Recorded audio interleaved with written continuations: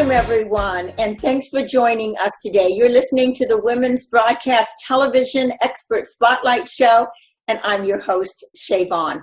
WBTVN is the all-women's internet television station with content that's created by women and for women. And joining us today on our Expert Spotlight Show is our guest. Let me tell you a little bit about him. David Thomas Roberts has been a serial entrepreneur his entire adult life. David has been in business for himself since the age of 21. And he also had firsthand knowledge of his stepfather, who was treated by a major U.S. corporation whom he had devoted his entire life unconditionally loyalty to, and didn't get what he thought he should be, how he should be treated. Help me welcome David to the show today. David, thank you so much for coming on our show. Oh, Shea, thank you for having me. Glad to be here. Well, you know, I want to talk about that first part because you've really done so much work in the corporate world, and we want to hear all about that. But tell me a little bit first and foremost. Working for yourself since the age of 21? Yes, that's correct. I'm unemployable, which is what the title of my book is. So I learned that at an early age, and I was definitely unemployable. Okay. Well, was it that on that entrepreneur thing, was it that you really wanted to be your own boss? I did. And I get asked all the time whether entrepreneurs are made or born. And I think for a lot of people, like especially for me, I'm a product of my environment. You mentioned my stepfather. I got to see him toil for a company for 36 years. This is a guy who wouldn't even take a paperclip home. He was entirely devoted to this company. And to see how he got treated when they got acquired at the end was pretty sad. And so I got to see that. And then I also got to see, in direct contrast to that, several of my best friends when I was growing up, their families had family businesses or their dad had his own business. And I got to see interesting differences in lifestyles and not so much the material things, although that was definitely there too, but just the difference in freedom between what we had and what they had. And so those stark contrasts really set with me at a very early age. And I think they've stayed with me. Right. And your dad isn't the only victim of corporations and really devoting their life to them. And I loved how you said didn't even take, even a pen home or a clip or anything. And yet, at the end of the day, how much appreciation there wasn't there, for them, which is heartbreaking to me. And I'm sure anybody who knows those stories and have experienced, seeing it. Right. Yeah. I can tell you this with my mom. Every success he had, every failure they had were together, and they were. She felt the same pain that he did. It is sometimes even in some respects more because I could see it. I think my dad was pretty good at hiding some of it, but my mom wasn't. So she suffered right along with him. Well, and I think that you do, and you when you love somebody and you're close like that, and it's your husband or your wife or whatever, it affects family. There's no. It does, and the financial stress could be unbearable. Unbearable, and it is. The other side of that, and I want to kind of just talk on that, on the entrepreneur side of it, and I think we share that together. Is that, sometimes working for yourself can be overrated. I've never seen an entrepreneur that didn't put more time in than working for a company. And really having to do everything, really putting that plan together, making everything work, and really finding people that things that they're not good at, that they need somebody that's going to be good at that, because we can't be good at all things, right? You're right. And honestly, entrepreneurship and having a business of your own is not for everybody. I've got a lot of wonderful employees in my companies, and I appreciate them very much. But not everybody even wants to be in business for themselves. So, but for people like me who have that deep down gut burn, that I would honestly, I'd rather live on a dirt floor, eat beans, and work, 18 hours a day than work for somebody else. And even though I work really hard, and especially my early years, a lot of hours, I still felt like I was in control, and where I feel like I have no control when I'm working for somebody else. So it's not for everybody. It's not for everyone, but it sounds to me like, since you've been working for yourself since you were 21 years old, obviously, that you had a lot of discipline, because it takes a lot of discipline as an entrepreneur to, manage your time, accomplish the things that you want to, and really reap the rewards because of that. Well, there are definitely sacrifices. I could, my first business, I was in the freight business, and I was so busy during the week that I couldn't get our billing out. So I had to come in on the weekends just to be able to invoice our customers so we could keep cash flow going. So, when you're in business for yourself, you're going to do whatever it takes. And it's everything. I've swept out our warehouse, to invoicing the customers, to taking customers out to lunch, to you just have to be willing to do whatever it takes for the business to be successful. I was reading up on you, and I know that one of the things that it said is that you always challenge the status quo. And and I do.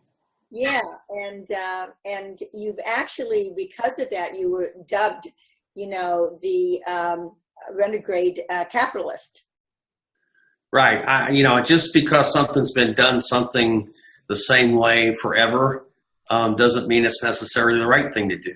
And when it comes to entrepreneurship, I always ask people all the time, a lot of people are looking for the next big thing. I spoke at a major university here in Texas at the MBA school, and they're all, I think they're judging success on how much money they can raise from private equity groups and, developing the next iPhone. But seriously, things as mundane. And the example I use in my book is a dry cleaners who solved a problem that I hated. I hated picking up and dropping off dry cleaning. It just drove me crazy. I hated it. I didn't want to do it. My wife and I would argue who had to do it. And this company, I used to go to my dry cleaners and ask why they couldn't, why don't you guys develop something where you could pick it up and nobody could ever figure it out. And a company came along and figured it out.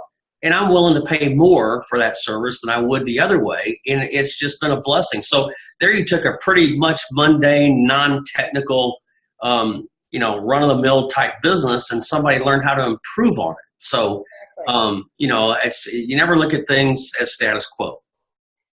That's so true too, because there's lots of people. It's not that they might dislike it as much as you're talking about disliking about it, but the convenience that it really, affords us to have other time to do things.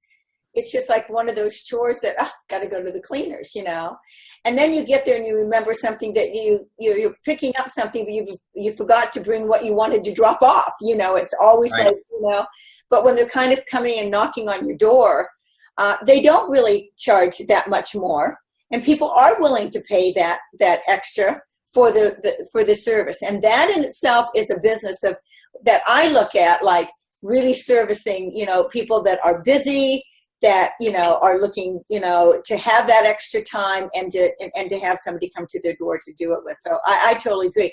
One of the things about, tell me a little bit about college, because I know that you can't learn entrepreneurship in college. That's for sure. Well, there are some schools now that are you can actually get a degree in it. University of Houston is probably the number one school in the country that has an entrepreneurship program. Most of them, though, just have some classes in entrepreneurship, but it's not like a full-fledged curriculum. And so when I was in college, and I have my kids gone to college and graduated from college, and I have nothing against college, but for me, when I was in college, I thought I was going to college to learn how to make money. And for my first 2 years there, I was learning some of the same things that I learned in high school. And to be honest with you, I was bored with it. I was absolutely bored with it. And then I chased down an economic. I used to skip a biology class to sit into an economics class that was next door to that I thought would be more interesting, even though I wasn't registered for it. But they had 300 people in the class, and they didn't take roll, so nobody knew who was in the class. And I chased that professor out to the parking lot one day to ask him some questions. And you got to remind you, when you're 19 years old, you're very impressionable. And I chased this guy out to a beat up Volkswagen bus whose floorboards were rusted out so bad you could actually see his feet sticking out of the bottom of the car. And when he started up, the smoke, it took an act of God for the smoke to clear. And he was very rude to me, wouldn't answer any questions. And I went to the library straight from there and did some research on him. And the guy had never made a payroll in his life. So that was one of the first lessons I learned, is that if you want to know something, go ask somebody who's done it. Go learn from somebody who does, either has what you want to have, whatever that is, lifestyle, whatever, and somebody that's actually done what you're trying to do, because most people are willing to help you with that. And don't listen to people who have no vested interest in your success or have never done it. That was so true, everything that you said.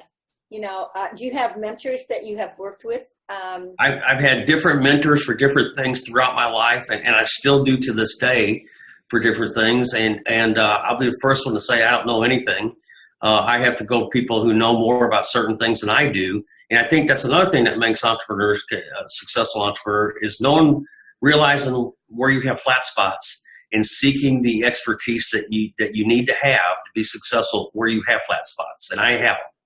We all do. And I think the most important thing is to recognize those, instead of saying, oh, I don't have enough money in the budget, so I'm going to do this myself. Well, you know what kind of a job that's going to turn out to be. So right. It's really like you can't afford not to hire somebody if you're going to be an entrepreneur that's good at something that you're not, because right. It's not going to happen for you. My first company I started became very successful very quickly. But I eventually failed, and it was a colossal failure, and it was embarrassing, and it's hard to even talk about. But the thing that I learned from that was I had a very big flat spot when it came to finances and understanding how finances really worked, and how you can't spend more money than you make, and things that would seem to be outwardly simple. But if somebody doesn't have financial literacy in their personal financial life, when they go into business for themselves, they have any success at all, those same habits carry over into your business, which make your likelihood of failure even greater. So that was one of the things that I was determined to fix, and I did fix, but it was a painful lesson.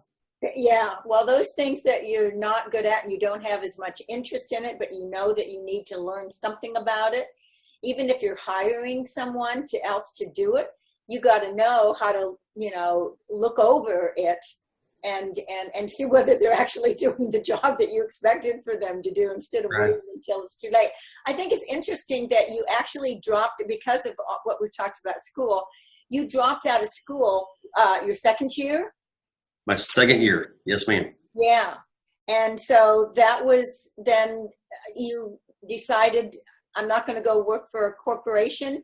What was that first business then that you put together that could, kind of pay your bills?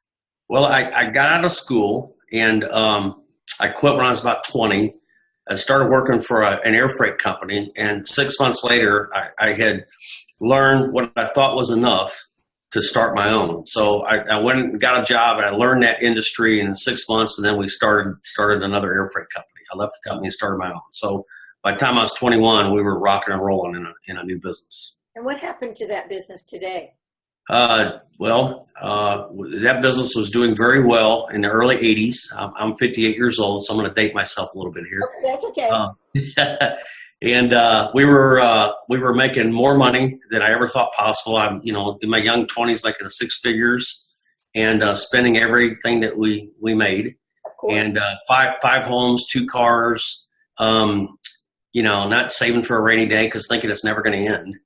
And then we were Houston based, and in the mid 80s, there was a huge, just like you saw here recently, a big correction in the oil prices. Exactly. And the oil business, which was the majority of my business, was oil field customers, had a big setback, big downsizing, and our revenue dropped over 50% in a matter of a year, and we didn't adjust for it. And we didn't pay taxes. I mean, it was just everything you could do wrong, we did wrong. I listened to bad advice. And so that's kind of what happened. So it did not survive. those are the stories that I think are so important because they actually teach us so much. And so, and that's actually what happened to you, because you went on and built another business that was very, very successful. Tell me a little bit about that. I did. I will tell you that the day after the other company failed, I started another air freight company. So I didn't. I had kids to feed, Yeah. so there was no waiting around. And I knew that business. So I started another one. Eventually, we sold that one. It was a very, very good deal for us. We ended up selling it, and then I was looking for something else to do, and had always been interested in the telecommunications business. And I found a niche in that. We started a company named Telegistics, which I'm still the CEO today, 20 years ago, and wildly successful. Got a bunch of proprietary patents and a blue chip customer list and great employees, and we're just having a ball with it. And so you're still doing that today? Still doing that today. Wow, that's amazing. So let's talk about your book. Okay. So number one, what actually inspired you? What was it that you wanted a message to be out to a greater audience that you felt that would help other people? Because to me, when you write books, it's about giving back, and that giving back really comes because of the experiences that you've had, so that you can maybe help somebody not to have to go through some of those things and define. And that's kind of how this happened. I was already an author. I've written 2 other books, but they're in a different genre. They're political thrillers. And that was kind of, it was actually a hobby for me that my wife suggested, and then it turned into a money-making operation. And then eventually we started our own publishing company from it. So we also have a publishing company. But the business book, Unemployable, came about because my youngest son, Tanner, he just graduated from Texas A&M University. And the whole time he was going through business school there, he would say, Dad, I'm not hearing any of my professors talk about the things that you talk about over the dinner table about business, because I always talk to my kids about business. And I don't hear some of these things. In fact, I hear very little of it. And he says, you really should write a book. And so the inspiration of the book actually came from my kids, who had asked me to write that book to put some of the things that I talk about and some of the things that I believe about how business, entrepreneurship, and put those in the book. So the inspiration was definitely my kids. They were encouraging you. They wanted to see you put something out that they had learned from because of you sharing it, and other people would be able to do the same thing with that. Right. Yeah. So how long ago was that actually published? We're a year into that book, and the book's doing well still. And we've been traveling around the country, still doing book tour with that. I still get requests, on TV and radio throughout the country. And so it's been a lot of fun. And this is something, unlike the political thrillers that I wrote, this book was very easy for me to write because it's something I live in every day. So I think is the title of that book, The Patriots of Treason? Patriots of Treason was the original one. Then the second book in that series was called A State of Treason. And the third one, which is coming out this fall, is called Purge of the Potomac. So these are political thrillers and much harder to write because you got to create characters and dialogue and all those kind of things. So the business book to me is I flew through that. It was easy to write. And it's like my kids said, Dad, you need to write a book about what you've talked at for 20 years at the dinner table every night. So they were a captive audience for you at dinner, right? Absolutely. Yeah. Got to hear the good and the bad. So when you first wrote that first book, and your kids encouraged you to do that, did you kind of like walk away from it? What gave you what you were going to be writing on? Because now you've got a series of books, and you're continuing. I'm sure that you'll write more even as time goes on. And would you really kind of talk about these as far as a legacy of your life? They're not fashioned on my life. I think you're going to see some of my politics probably woven into them, because you can't help that when you're writing political thrillers. But I've always been interested in politics and the way government runs, and I'm a big free enterprise guy. So people don't realize how much government affects my ability to hire and add new employees, their ability to grow. And so I think government gets in my way more than anything. And I think government has a role, but it's a limited role. So the political thrillers have some of that theme in it. And so, you can't help but write a political thriller and not have some of your beliefs probably come through. So that's probably one of the things you would see in those books. It sounds to me, not this isn't a political, show, but it would seem to me that you definitely believe that, government's probably gotten too big. Yeah, I mean, listen, the government hasn't learned a lesson I learned in my air freight business, which is you can't spend more money than you make. And, the other part of that, millions of dollars in debt. And you can't tax your way into prosperity. That doesn't work either. There's got to be some happy medium in between. I do believe you have to pay taxes, but our tax system, which I think is probably our biggest, that our tax system is probably the biggest impediment to business and success. And no matter how anybody wants to cut that, or how everybody wants to portray the current tax system, it does hinder my ability to add new employees and to grow. So, so that's why I always have an interest in politics. I tell people that, if you don't follow what's going on, then you can't complain about what happens to you. Mm-hmm. Well, that's true. And we all have to step up and accept the responsibilities of the choices and the decisions that we've made. And what kind of, backflash that may have on us. Right. That they're going to be able to provide. But I love the fact that you are open-minded and sharing actually that, as a businessman and building businesses as an entrepreneur, you're providing, work for others. It's that simple. We are, and I've been blessed. We have great employees, and there really is not much. There's not much difference between a really good employee and an entrepreneur. Really, the things that people ask me, what are you looking for in an employee? I think it's two of the traits that entrepreneurs have. It's just channeled a little differently. One is your ability to get along and relate to all kinds of people. Okay, so your ability to talk to the janitor on the elevator versus a CEO that may be riding down the elevator. I mean, and have the same conversation. And learning how to get along with people, that's a big issue. Next one is solving problems. Okay, my best employees are problem solvers, and I think that's what entrepreneurs are. They definitely have to be able to relate to all kinds of people, but man, problem solving. Most entrepreneurs like me saw a problem in the marketplace, and we offered something to solve that problem. And so it's a solution, basically.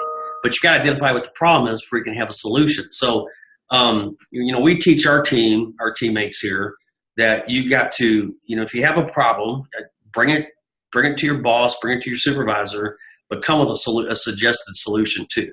Not just come with the problem. Come with what you think the solution should be. Yeah, I think that's people think about how to solve problems. Yeah, I have to tell you, I think that is so important because it's not about. It's easy to see what all the problems are, but I think that you are really, putting yourself in it in a positive way. If you have maybe the suggestion that you have on how to resolve it, probably maybe it doesn't work, but if at least the company can see your boss, your managers and whatever, that somebody's trying to come up with not just what the issues are, but some solution for that. And I think as entrepreneurs, and the other side of it is, I think that it sounds to me like you give the middle management an opportunity to solve those issues when they can, without having to bring in upper management or bring you into every decision that needs to be made. That's true. And by the way, all of my director level and VP levels are all women. That so I thought I'd throw that in. Yeah, I'm glad that you did because women don't always get those kinds of opportunities.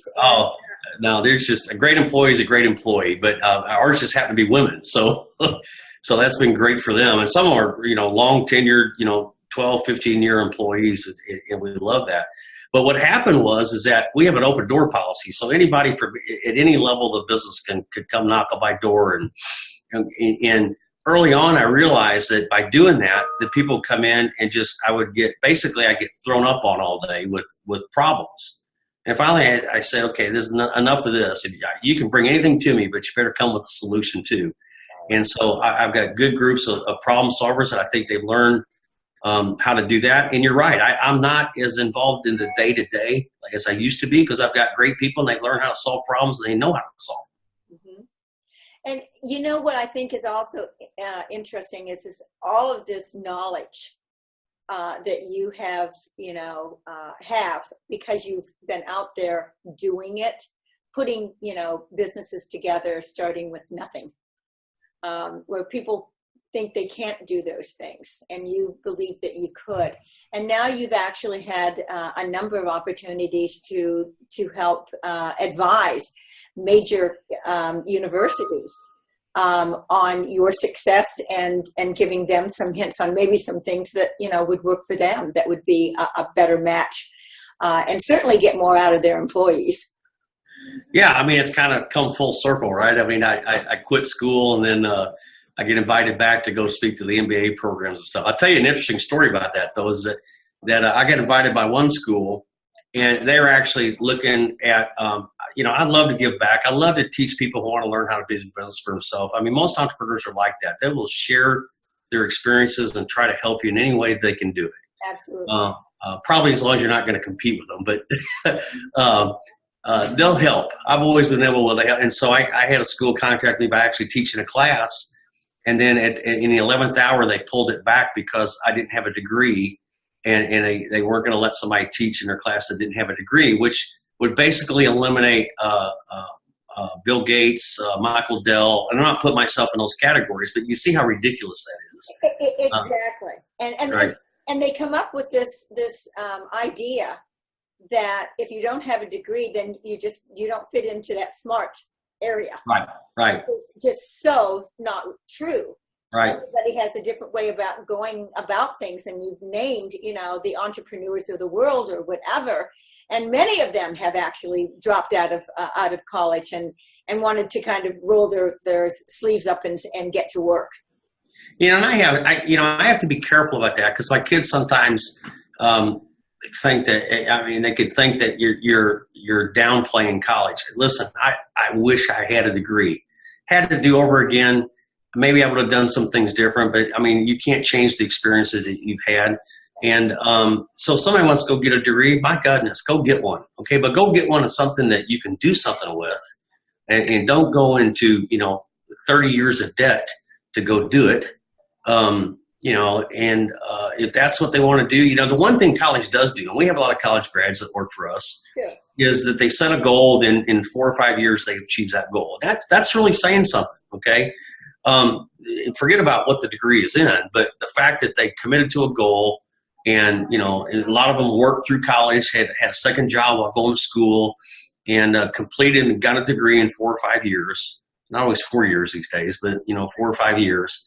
That's very admirable. Very admirable.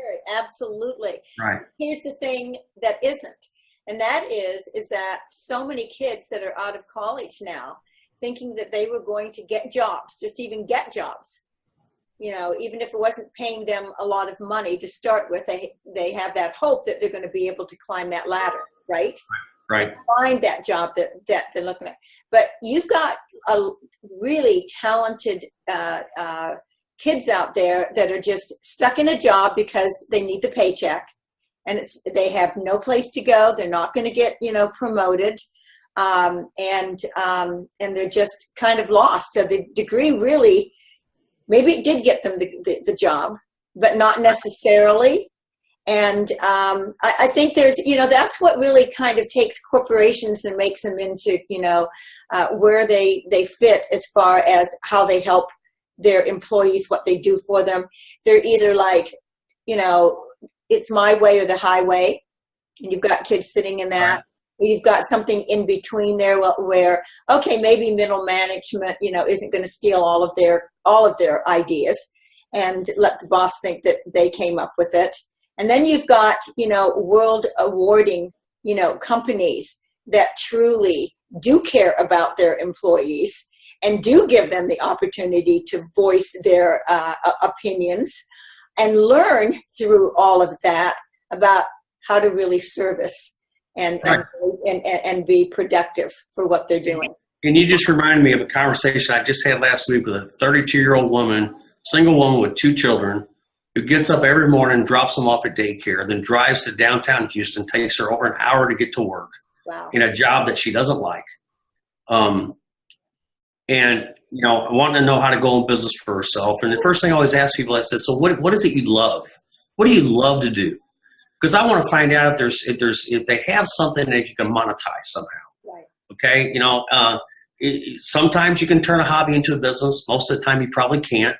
But and try to figure out what it is that makes them tick and what they love. And then eventually I found it. And she starts talking about that. We start talking about, well, how can you weave that into an idea for a business? And could you start it part-time so that you're not just jumping off the treadmill and with no really life savings behind her? And I tell people all the time, I said, stay in tune and know when a franchise expo is coming to your town. And just go and spend the weekend at the franchise expo and look at every business and find something that you really like. I didn't dream of being in the air freight business when I first started it. My dream was to be in a business for myself and to have the freedom that I want to do. That was just the vehicle. So I found the vehicles. Wasn't able to make any of my hobbies a business, but there are people that can. And there's examples of that in my book that where they can make a living from their hobby. So I hate it when I see somebody like that who's just despondent, can't stand their job, but feel like they have no options. It's horrible. Exactly. It is. And it's heartbreaking, especially if they're your kids, Yep. Yeah. So I was going to ask you, give us some bits of wisdom, and I think you just already did that. And I think that you've got these books out and people really need to know about them. And I hope that by being on the show that we've accomplished that. More importantly, from the bottom of my heart, I really thank you for coming on and sharing all of your expertise and intelligence and good heart to do the right thing. And so let's make sure that everybody knows where to go to be able to get in touch with you or to buy the books or to reach you. First of all, Unemployable, How to Be Successfully Unemployed Your Entire Life. That's available from any bookstore. Or you can go to Amazon, or you can go to the publisher's page, defiancepress.com, or to my personal page, which is the renegadecapitalist.com. And, I have people send me, we still invest in small businesses. That's one of the things I like. I love startup companies. Somebody has a really good idea, and we believe in them, we'll help them. We'll invest in them. So I'm always looking for entrepreneurs that need to help up, not a handout, but a help up. And we'll help them. So think of it kind of like in the Shark Tank scenario, just on a smaller scale, but that's what we do. Well, you're delightful, and thank you so much again for coming on to the. Y'all have a wonderful network and a wonderful calling, and wish you continued success. Well, thank you so much, and I do want to thank our audience for joining us today. And until next week, we'll see you then. Take care. Thank you.